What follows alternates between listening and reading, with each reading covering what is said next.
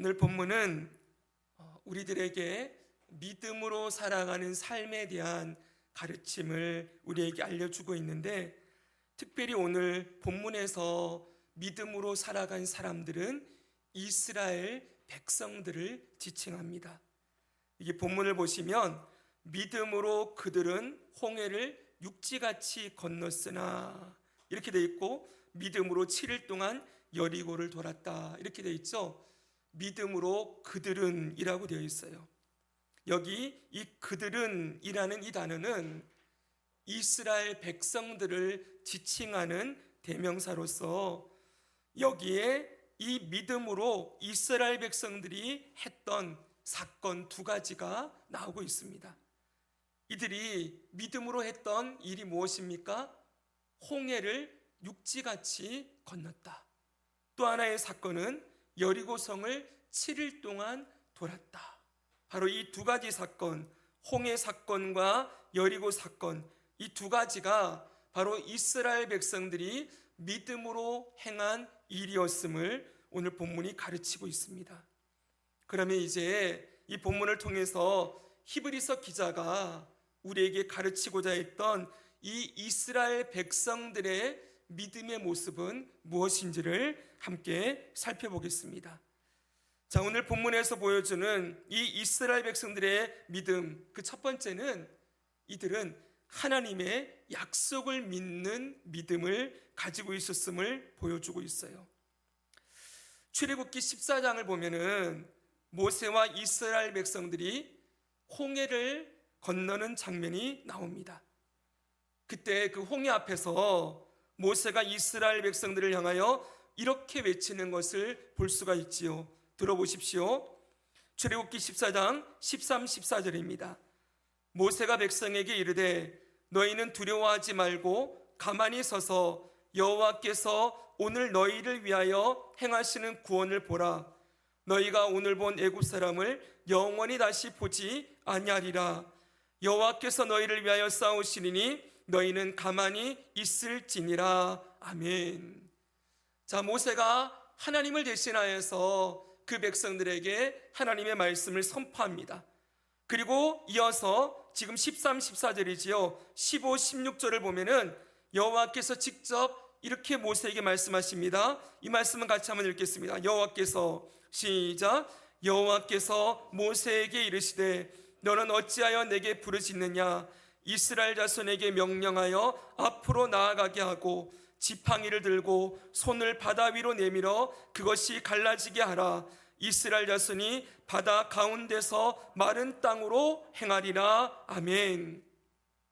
자, 이스라엘 백성들은 지금 모세를 통하여서 주시는 하나님의 말씀, 그리고 하나님께서 직접 모세에게 말씀하시는 이 말씀을 들었습니다.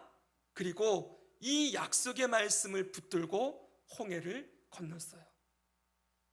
자, 이것뿐만 아니라 여리고성을 마주했을 때에도 똑같습니다. 그때에도 하나님께서 이스라엘 백성들을 향하여 이렇게 약속하시는 것을 볼 수가 있습니다. 여호수아 6장을 보겠습니다. 2절부터 보면 여호와께서 여호수아에게 이르시되 보라, 내가 여리고와 그 왕과 용사들을 내 손에 넘겨 주었으니 너희 모든 군사는 그 성을 둘러 성 주위를 매일 한 번씩 돌되 엿새 동안을 그리하라. 제사장 7은 7 양각 나팔을 잡고 언약궤 앞에서 나아갈 것이요 7째 날에는 그 성을 7번 돌며 그 제사장들은 나팔을 불 것이며 제사장들이 양각 나팔을 길게 불어 그 나팔 소리가 너에게 들릴 때에는 백성은 다 큰 소리로 외쳐 부를 것이라. 같이 한번 읽습니다. 시작. 그리하면 그 성벽이 무너져 내리리니 백성은 각기 앞으로 올라갈지니라 하시매. 아멘. 자, 보십시오. 홍해 사건이나 이 여리고성을 점령하는 이 사건이나 이 모든 상황 속에서 하나님은 약속의 말씀을 주셨습니다. 그런데 중요한 건 여러분, 절 보십시오. 약속이라는 건 뭔가 이루어지기 전에, 실행되어지기 전에 먼저 주어지는 거죠. 그렇죠? 약속이 주어지고 난 다음에 그 다음에 뭡니까? 그 약속대로 실행되는 일이 일어나게 되어 있습니다. 무슨 말이냐면 약속이 주어졌을 때에는 아직 이 약속이 어떻게 실행될 것인지, 어떤 결과가 나오게 될 것인지 확신할 수가 없죠. 그렇죠? 왜요? 아직 일어나지 않은 일이니까. 아직 그 약속이 실행되기 전이기 때문에 이 약속이 주어졌다는 건 사실은 보이지 않는, 이게 어떻게 되어질지 아무도 모르는 그런 깜깜한 상황에 불확실한 상태에서 약속이 먼저 주어진다는 거예요. 자, 왜 이 말씀을 드리냐면 우리가 히브리서 11장 1절의 말씀을 계속 우리가 보고 있는데 여기 하나님의 약속이 뭐라 그랬습니까? 보이지 않는 것, 이게 하나님 약속이라 그랬어요. 하나님의 약속이 왜 보이지 않습니까?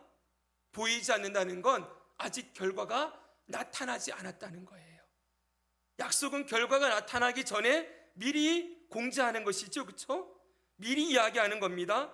그렇기 때문에 이 약속이 아직 눈앞에 실현되는 것을 볼 수 없어요. 그래서 보이지 않는 것이에요. 그런데 그 보이지 않는 하나님의 약속, 이 약속이 마치 이루어진 것처럼, 보이는 것처럼 믿는 것, 그것이 바로 믿음이라고 성경은 계속 가르치고 있습니다. 약속하신 것, 하나님이 주신 말씀이 아직 이루어지지 않았지만, 그 약속이 아직 보이지 않지만 실제로 보여지는 것처럼 반드시 그 약속이 이루어질 것을 증거, 확신하는 것, 그것이 믿음이라고 여러 번 말씀을 드렸지요. 오늘 우리는 여기서 히브리서 11장이 말씀하는 믿음이 무엇인지를 다시 한번 확인하게 돼요. 여러 번 반복해서 여러분 이제 좀 지겨울 수도 있지만 그럼에도 불구하고 히브리서 기자는 이 히브리서 11장 전체를 통하여서 믿음이 뭐냐 그랬더니 하나님의 약속을 확신하는 것이다, 이렇게 가르치고 있어요. 이 하나님의 약속은 어떻게 주어집니까? 하나님의 약속이 사람들에게 주어질 때는 항상 뭘로 들려집니까? 하나님의 말씀으로 들려지지요. 하나님의 말씀으로 들려진 이 들려진 말씀 또는 기록된 말씀을 그 말씀 그대로 이루어질 것을 믿는 믿음, 이 믿음이 바로 히브리서 11장에서 가르치는 믿음이라는 것이지요. 사랑하는 여러분, 오늘 우리가 하나님을 믿습니다 라고 우리는 많이 얘기를 해요. 근데 하나님에 대해서 뭘 믿느냐라고 했을 때 항상 믿음의 내용이 중요하다고 했지요. 우리는 이렇게 얘기해야 됩니다. 하나님의 살아계심과 그분이 약속하신 말씀을 반드시 이루실 것임을 믿는 것, 이것이 히브리서에서 우리가 계속해서 배운 내용들이에요. 사랑하는 여러분, 오늘 우리들에게는 하나님의 약속이 어떻게 주어져 있습니까? 이 성경 66권을 통하여 저와 여러분에게 주어져 있습니다. 여러분, 이 모든 이 성경의 말씀이 하나님의 약속이에요. 그런데 여러분, 그럼 또 여쭤봅시다. 이 성경 안에 하나님의 약속이 들어있는데 그 약속의 핵심이 뭡니까? 여러 가지 내용들이 다 있잖아요. 그렇죠? 성경에 말씀이 수없이 있는데 그 말씀을 축약해서 하나님의 약속은 이것입니다 라고 말할 수 있는 내용이 있을까요? 성경이 말하는 전체를 통틀어서 하나님의 약속은 이것이다 라고 말할 수 있을까요? 있지요, 여러분. 성경이 뭐에 대한 말씀이에요? 성경을 한마디로 말하면 하나님의 구속사라고 얘기하잖아요. 이 성경 전체가 하나님의 구원의 사역을 보여주는 책이라고요. 그러니까 이 성경 66권을 축약해서 딱 얘기를 하면 무엇입니까? 죄인을 구원하여 하나님의 자녀로 삼으시고 하나님의 자녀된 하나님의 백성들을 끝까지 구원하시고 구원을 완성하신다. 한마디로 구원에 대한 말씀이라는 거예요. 사랑하는 여러분, 바로 이 성경 전체가 보여주는 게 이 내용이에요. 그래서 성경을 축약하면 네 가지로 딱 됩니다. 여러분 보십시오. 하나님이 창조하셨다. 근데 인간이 타락하고 범죄하였다. 인간을 심판하셔야 되는데 하나님이 그 심판을 예수 그리스도의 십자가에서 자기 아들을 죽이심으로 실현하시고 인간을 구원할 구원의 길을 열어주셨다. 예수 그리스도로 구원받은 자는 끝까지 하나님이 구원하신다. 이것을 보여주는 게 성경 전체의 내용이라는 거예요. 보십시오 여러분, 우리 오늘 이 자리에 앉아있는 저와 여러분은 바로 이 하나님의 구원의 약속을 따라서 이 구원의 약속이 우리에게 적용되어지고 이루어진 은혜와 복을 얻은 자들로 지금 이 자리에 앉아있는 것입니다. 저와 여러분은 누구보다도 하나님이 하신 이 약속이 저에게 이루어졌습니다. 그리고 우리에게 이루어졌습니다 라고 고백하는 사람들인 것이지요. 그걸 믿음으로 받고 그 약속의 말씀이 끝까지 이루어질 것을 믿지요. 제가 오늘 여긴 적지 않았는데 구원의 서정 9가지 주일마다 매주 배우지 않습니까? 우리를 거듭나게 하시고 의롭게 하셔서 하나님의 자녀 삼으신 하나님 아버지는 이 땅을 살아가는 동안 성화와 견인으로 계속 구원해 주시고 마침내 영화에 이르게 할 것이다. 아직 여러분 영화는 보이지 않습니다. 아직 보이지 않는 약속이에요. 실현되지 않은 거예요. 예수님이 언제 오실지 알지 못합니다. 그러나 우리는 믿는 거죠. 약속의 말씀을 반드시 하나님께서 이루실 것임을 우리는 믿으며 살아갑니다. 절대로 이 구원에 대해서 의심하지 마십시오. 하나님의 구원의 약속은 절대로 변함이 없으신 것임을 믿습니다.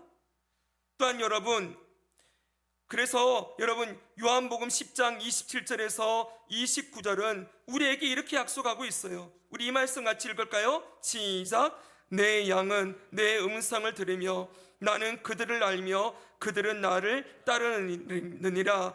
내가 그들에게 영생을 주노니 영원히 멸망하지 아니할 것이요 또 그들을 내 손에서 빼앗을 자가 없느니라. 그들을 주신 내 아버지는 만물보다 크심에 아무도 아버지 손에서 빼앗을 수 없느니라. 아멘. 할렐루야. 아멘. 우리는 이럴 때 하나님을 찬양합니다. 하나님이 우리에게 주신 그 영생은 절대로 영원히 멸망하지 않는다라고 분명하게 못을 박아놨어요. 아버지의 손에서 그 누구도 빼앗을 수 없다라고 말씀하지요. 그래서 여러분, 하나님의 구원을 바라볼 때는 나를 보고 있으면 안 돼요. 나를 보고 있으면 끊임없이 구원이 흔들리고 요동을 치지만 그럴 때마다 하나님의 손을 바라보면서 우리 매주마다 보는 구원의 손을 기억하면서 그 아버지의 손에서 여러분, 내가 때로는 실패하고 넘어지고 쓰러질 때 있겠지요. 그래도 하나님의 손이 나를 잡고 있기에 아무도 아버지의 손에서 우리를 빼앗을 자가 없다라고 약속하고 있습니다. 네, 지난번 주일날 저희 교회 두 사람이 찾아와서 책자를 전달해 준 걸 지난번에도 한번 말씀드렸는데 오늘 시간이 나서 제가 그 책자를 한번 조금 꼼꼼히 쭉 읽어봤어요.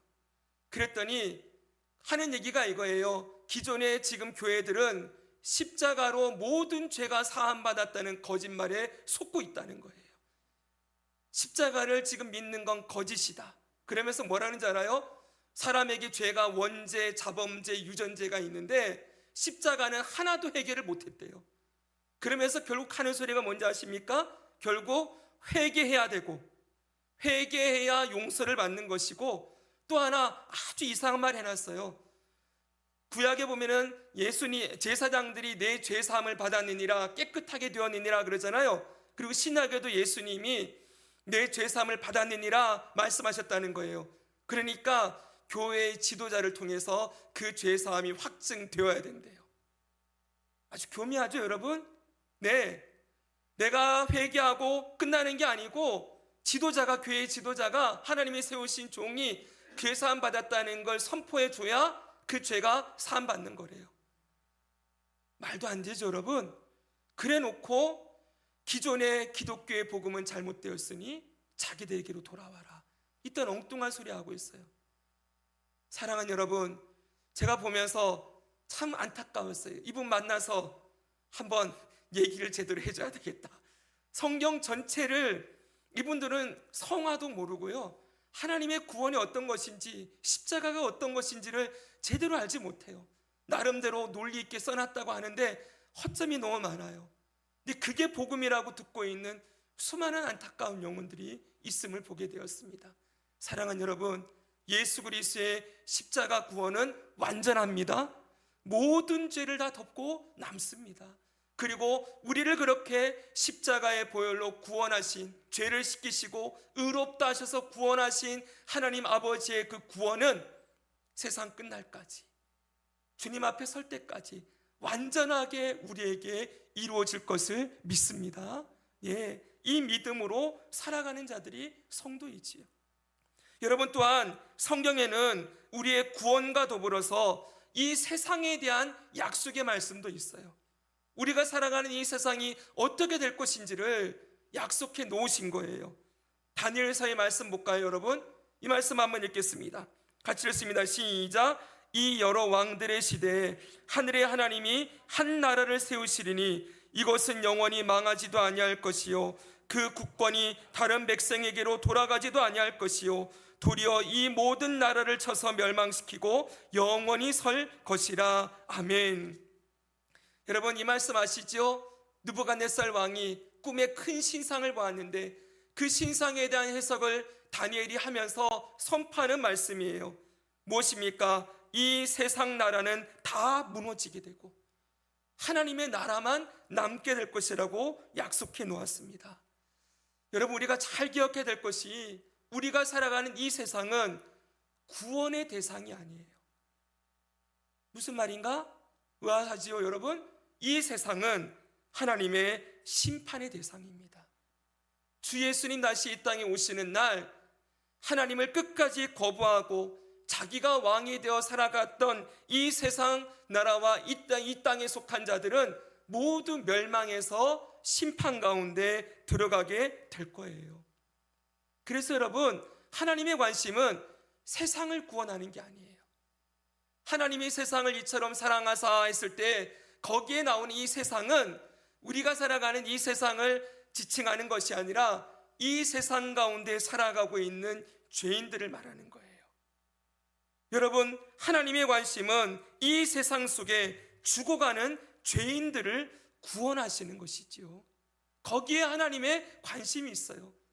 그래서 지난번 주일날 하나님의 뜻이 무엇인가라고 했을 때 죄인을 구원하여 그들에게 영생을 주어 하나님의 자녀가 되게 하는 것, 그게 아버지의 뜻이라고 말씀을 드렸지요. 사랑하는 여러분, 잊지 마십시오. 이 세상에 지금 돌아가는 모든 역사는 이 세상이 망해가는 과정이에요. 전쟁이 곳곳에 벌어지고 기근과 난리와 소문이 앞으로 가득하게 될 거예요. 여러분, 이런 망해가는 세상 속에서 하나님이 끝까지 하시는 일은 무엇입니까? 택하신 영혼들을 구원하시고 구원하신 하나님의 자녀들을 끝까지 믿음 안에 살아가도록 보호하시고 승리하게 하시는 일을 하시는 것이지요. 바로 이것이 이 땅을 살아가는 모든 그리스도인들과 이 세상을 향한 하나님의 약속이라고 성경은 가르치고 있습니다. 사랑하는 여러분, 다시 본문으로 돌아가 보면 이 홍해 사건과 여리고성 사건은 하나님이 그의 백성들을 구원하시는 대표적인 사건이에요. 그렇죠, 여러분? 그의 백성을 구원하는 대표적인 사건. 근데 하나님께서 구원하시기 전에 뭘 주세요? 구원의 약속을 주세요. 내가 반드시 홍해를 너희들 건너가게 할 것이다. 내가 저 여리고성을 반드시 무너뜨릴 것이다. 그리고 이스라엘을 구원하실 구원의 약속을 주시고 그 약속을 지키시는 분이 하나님이라는 사실입니다. 그래서 여러분, 이스라엘 백성들은 그 하나님의 약속의 말씀을 믿는 믿음으로 홍해를 건너가고 그리고 여리고성을 돌았던 것이지요. 자, 그런데 오늘 두 번째로 오늘 본문에서 하나님의 보여주시는 이 본문이 가르치는 이 믿음은 하나님의 약속을 믿는 믿음이라고 했는데, 하나님의 약속을 믿는 믿음에는 반드시 뒤따라오는 게 있어요. 뭐가 뒤따라올까요? 바로 순종이 뒤따른다는 사실입니다.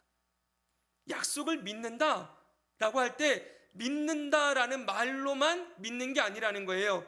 믿으면 그 말씀하신 대로 뭐 하는 거예요? 순종하는 것이 반드시 뒤따라야 하는 것이지요. 그래서 여러분, 이걸 줄여서 얘기하면 믿음은 곧 순종이다, 이렇게 말할 수도 있어요. 한번 따라할까요? 믿음은 곧 순종이다. 네, 믿으면 당연히 순종하지요. 홍해 사건을 한번 생각해 봅시다. 지금 여기 본문에 보면 이스라엘 백성들이 홍해를 육지와 같이 건넜다, 이렇게 되어 있어요. 육지와 같다는 말이 뭡니까? 하나님이 홍해를 가르시고 그 바다 밑바닥 땅을, 원래는 진흙투성이 아니었겠습니까? 바다 밑바닥이, 거기를 하나님이 바람으로 다 말리셔서 마른 땅같이 만드셨다고 했어요. 그래서 땅을 걷는 것처럼 이스라엘 백성들이 그 홍해를 건너갔다는 거예요. 그런데 여러분, 조금만 더 생각해 봅시다. 분명히 이스라엘이 걷는 땅은 바다 밑바닥이지만 말라서 육지 같은 땅을 건너가긴 하지만 육지와는 다른 땅이지요. 왜 그렇습니까? 양쪽 옆에 거대한 물기둥이 세워져 있거든요. 여러분, 이 광경을 한번 상상해 보십시오. 이 옆에는 하나님께서 바람으로 길을 내셔서 양쪽에 물벽이 세워졌다고 했어요. 물기둥. 그런데 여러분, 이 물기둥의 이 높이가 한 어느 정도 됐을 거라고 생각하십니까? 물기둥의 높이가, 이 물기둥의 높이는 홍해 바다의 깊이만큼 높겠죠, 그렇죠? 네, 제가 자료를 찾아봤더니 홍해가 바다가 수심이 몇 미터인지 잘 안 나오더라고요. 그리고 이스라엘 백성들이 어디로 정확하게 건넜는지 그 지역이 정확하게 나오지 않아요. 아직 알 수 없어요. 그런데 우리가 학교에서 배웠던 거 한번 생각해 볼까요? 여러분, 학교에서 지리 시간에 이 대륙붕이라고 하는 거 배우지 않으셨습니까? 이 지면과 맞닿아 있어서 깊은 바다로 가기 전에 그 맞닿아 있는 그 지역을 대륙붕이라고 해서 얕은 바다라고 합니다. 근데 대륙붕의 깊이가 어느 정도를 얕은 바다라고 하는지 아세요? 수심 200m까지요. 200m까지를 대륙붕이라고 얘기를 해요. 그럼 여러분, 이스라엘 백성들이 홍해를 건널 때 최소한 아무리 못 잡아도 100m에서 200m가 되는 물기둥 안을 걸어가는 거예요. 저는 그래서 옛날에는, 제가 이거 옛날에 설교하면서 아주 거대한 수족관을 보는 기분이었을 거다, 이렇게도 표현을 했어요. 바다 밑바닥이 다 보이는 거 아닙니까? 예. 그런데 여러분, 이게 신기한 일이기도 하지만 한편으론 얼마나 두려운 일이었을까요? 생각해 보십시오. 이 좌우에 거대한 물벽이 있는데 그 가운데로 걸어 들어가는 거예요, 여러분. 그 끝없는 터널과 같은 그 길을 걸어갈 때 여러분, 이 길을 그냥 걸어가는 것이 대단한 담력이 필요하지 않았겠습니까? 이게 언제든지 무너질 것 같은, 저 위에는 출렁이는 저 꼭대기에 바다 벽이 서 있는데 이게 언제 우리 쪽으로 쏟아질지 알지 못하는 그런 상황에서 이 길을 저라면은 처음에는 신기했겠지만 빨리 벗어나고 싶었을 것 같아요. 그런데 여러분, 이들이 이 우리가 건너갈 때까지 절대로 무너지지 않는다. 그리고 이 길을 우리가 반드시 살아서 통과하게 될 것이다. 왜? 하나님이 약속하셨으니까.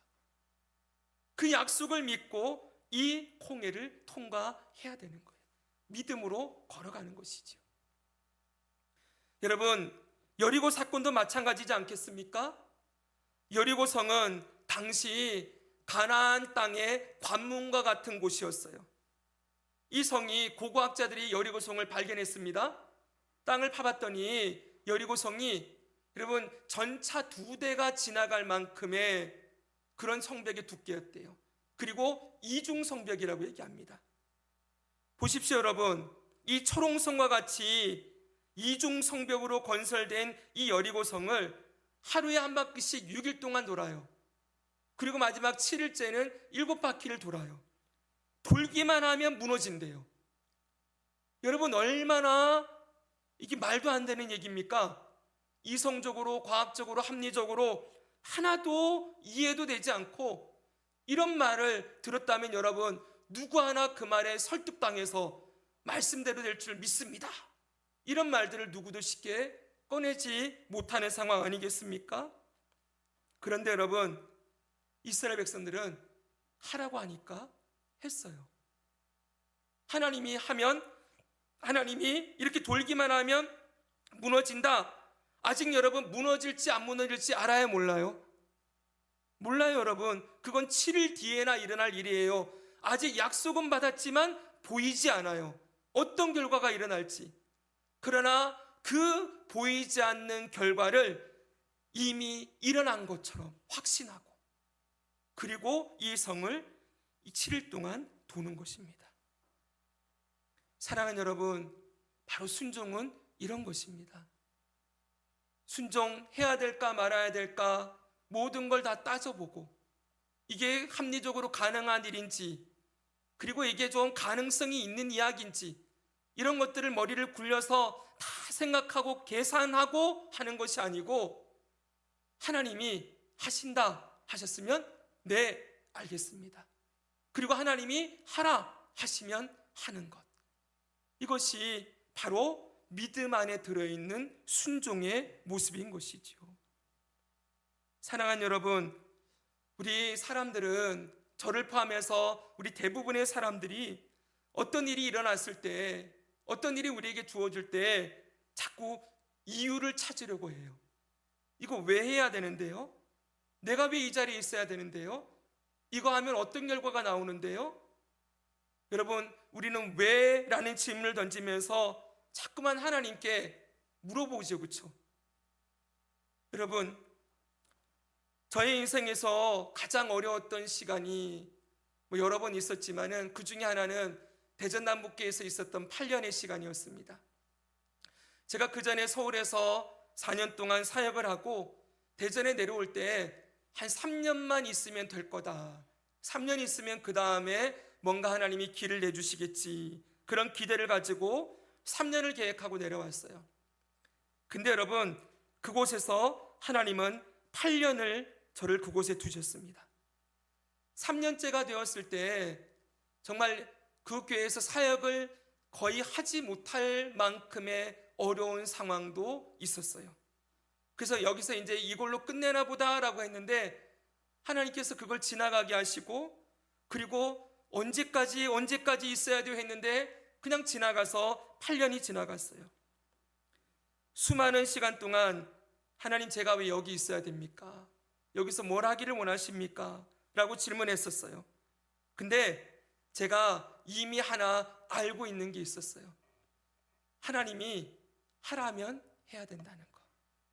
이유도 모르고 그리고 이해도 안 되고 아무것도 몰라도 하나님이 그냥 있으라면 있는 거구나 라는 것에 대한 훈련을 서울에 있는 교회에서 4년 동안 하게 하셨고 그 하나님의 훈련으로 저는 8년의 시간을 보내고 그 다음에 2017년도에 저를 세종으로 보내시고 세종남북교회를 개척하게 하셨습니다. 여러분 때로는 우리가 왜 여기 있어야 되는지 왜 이 일을 해야 되는지 이유를 알 수 없을 때가 너무 많아요. 왜 이런 고난을 당하게 하는지 왜 이런 터널을 지나가게 하는지 이게 언제쯤 끝날 것인지 너무 막막하고 너무 답답한 상황들도 만나게 되어지지요. 그러나 분명한 건 여러분 하나님은 신실하신 분이십니다. 하나님은 가장 선하신 분이시지요. 하나님의 뜻과 계획을 우리 편에서는 다 알 수 없지만 하나님은 우리의 인생의 미래를 모든 인생의 끝을 위에서 다 보고 계시는 분이십니다. 그렇죠 여러분? 이 세상의 모든 역사와 역사의 처음과 끝도 하나님께서 다 보고 계세요. 그렇기 때문에 그 과정을 통과하는 우리는 어떤 때로는 답답하고 너무 힘들기도 하지만 하나님의 편에서 볼 때에는 늘 말씀하시지요. 얘야, 조금만 더 견뎌라. 조금만 더 인내해라. 거기만 통과하면은 다음에 이 길을 가게 될 거야. 다음에는 여기가 있단다. 하나님께서는 우리의 인생과 우리의 삶과 이 세상의 모든 역사를 그렇게 주관하시면서 우리에게 하나님을 신뢰하고 순종할 것을 요구하신다는 것이지요. 성경을 보니까 여러분, 베드로가 부활하신 예수님을 만나는 장면이 나와요. 이 부활하신 예수님과 만나고 난 다음에 헤어지기 전에 베드로가 예수님께 이렇게 묻는 장면이 나옵니다. 요한복음 21장 21절 22절입니다. 같이 한번 읽겠습니다. 시작. 이에 베드로가 그를 보고 예수께 여짜오되 주님, 이 사람은 어떻게 되겠사옵나이까? 예수께서 이르시되 내가 올 때까지 그를 머물게 하고자 할지라도 내게 무슨 상관이 있냐? 너는 나를 따르라 하시더라. 아멘. 베드로가 저 예수님 곁에 있는 요한을 보면서, 사도 요한을 보면서 예수님, 저 사도 요한은 어떻게 됩니까? 그랬더니 예수님 하시는 말씀이 이거예요. 그는 그의 삶을 내가 인도할 것이다. 너는 너의 길을 가라. 너는 나를 따르라. 무슨 말입니까, 여러분? 우리는 다른 사람은 저 길을 가는데 왜 나는 여기 두시고 수많은 생각들을 하지만 여러분, 예수님 말씀은 명쾌해요. 너는 나를 따르라. 무슨 말입니까? 오늘 우리 각자의 삶의 자리에서 하나님이 두신 자리를 지키고 그 자리에서 오늘 해야 될 일을 하며 살아가는 거예요. 그렇게 묵묵히 하나님 인도하심을 따라 걸어가다 보면은 어느 순간 하나님이 원하시는 자리에 우리가 서 있겠죠, 그렇죠? 그리고 우리는 다 보지 못하지만 우리를 통하여 하나님이 하실 일들의 결과물들이 곳곳에 나타나게 되어지는 거예요.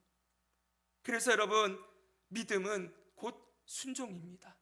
이해되지 않고 설득되지 않고 여러분 다 해석할 수 없어도 하나님이 하시라 하는 일을, 그 약속의 말씀 붙들고 순종의 길을 걸어가는 것, 홍해에 발을 내딛고 그리고 여리고성을 오늘 걸으라 했으니 오늘 내가 걸어야 될 그 걸음을 한 바퀴 도는 것, 그거 열심히 하고 있으면 되는 거예요.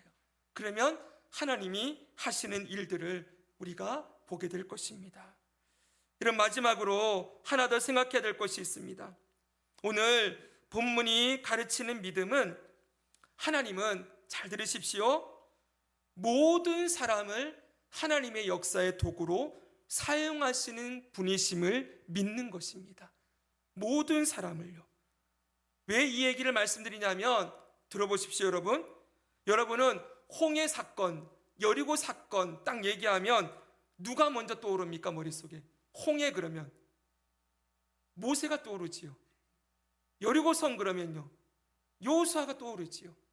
네, 여러분, 홍해가, 많은 사람들이 홍해를 모세가 가른 줄 알죠, 그렇죠? 실제로 모세가 손을 들었어요. 그리고 홍해가 갈라졌어요. 그리고 여리고성도 여호수아가 무너뜨렸다고 생각을 합니다. 그런데 아니죠, 여러분. 홍해를 누가 가르셨습니까? 하나님이요. 여리고성을 누가 무너뜨리셨습니까? 하나님이 무너뜨리셨습니다. 모세도 아니고 여호수아도 아니고 모든 일은 하나님이 하셨어요. 그렇기 때문에 우리는 성경을 볼 때마다 자꾸 영웅 중심의 서사로 성경을 보려고 해서는 안 돼요. 많은 사람들이 위대한 성경의 인물들, 그러면서 그들의 믿음의 발자취를 따라서 가야 된다라고 얘기를 하지만, 여러분, 우리가 봤지 않습니까? 믿음의 조상이었던 아브라함, 이삭, 야곱, 요셉, 그리고 모세, 전부 다 어떤 사람들이에요? 허물도 많고 연약한 인생일 뿐이에요. 그런 사람들에게 하나님이 뭘 하십니까? 찾아가셔서 뭘 주세요? 믿음을 주시죠, 그렇죠, 여러분? 믿음을 주세요. 하나님의 살아계심과 말씀을 주시고 하나님을 향한 믿음을 주시고 그들을 믿음으로 살아가게 하시기도 하시고, 믿음의 역사를 일으키는 도구로 하나님이 사용도 하시는 것일 뿐입니다. 하나님이 주역이시죠. 주역. 오늘 본문은 바로 이 사실을 강조하고 있어요. 보세요. 홍해 사건과 여리고성 사건을 이야기하는데 모세나 여호수아의 이름은 당연히 언급돼야 될 것 같은데 그들은 빼버렸어요. 그리고 이 사건이 이스라엘 백성들의 믿음의 사건이었다. 그들의 믿음으로 살아간 모습이었다라고 말씀하고 있는 거예요. 여러분, 이게 뭘 가르치는 겁니까?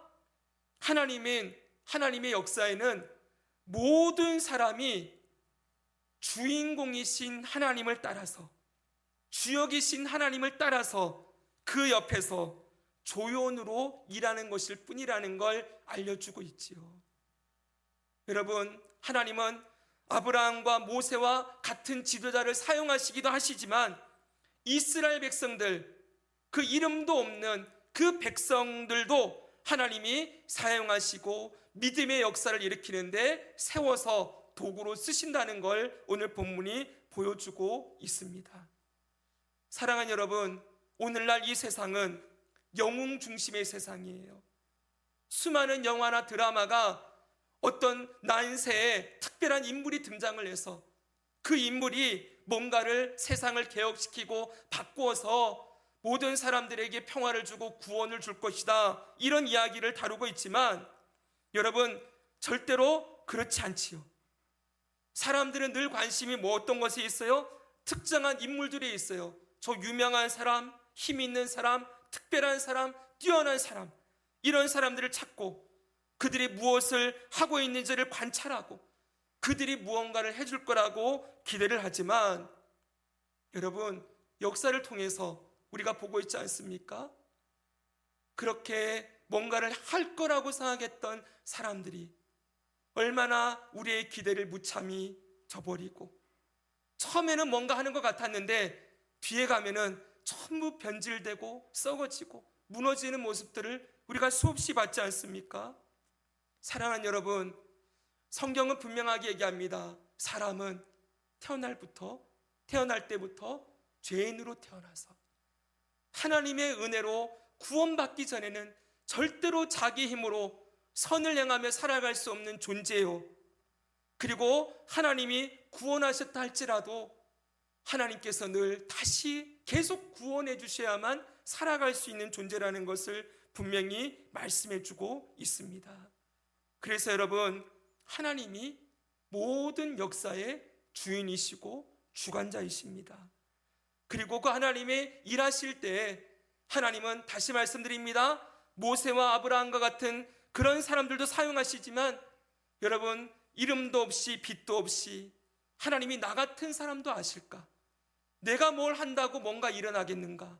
이렇게 생각하는 사람들조차도 하나님은 세우셔서 하나님의 구원의 역사를 이루는 도구로 쓰신다는 것을 오늘 본문이 보여주는 것입니다. 사랑하는 여러분, 우리는 종종 이렇게 생각하지요. 나 같은 사람이 뭘 할 수 있겠어? 내가 뭐 그리 중요한 인물이라고, 내가 뭘 한다고 무슨 일이 일어나겠어? 여러분, 그러나 아닙니다.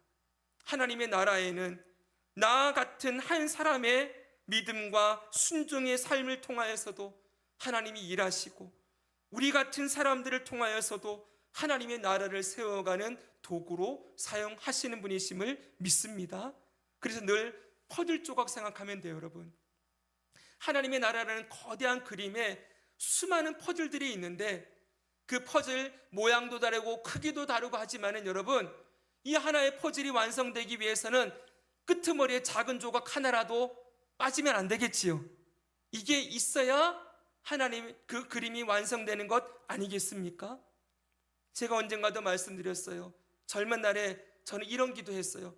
하나님의 나라를, 역사를 이루어가는데 수많은 탁월한 사람들이 있을 텐데, 제가 느꼈거든요. 여러분, 그 목회자로서 월요일마다 세미나나 이런 거 하는데 가보면은요, 아주 대단한 목사님들이 너무 많았어요.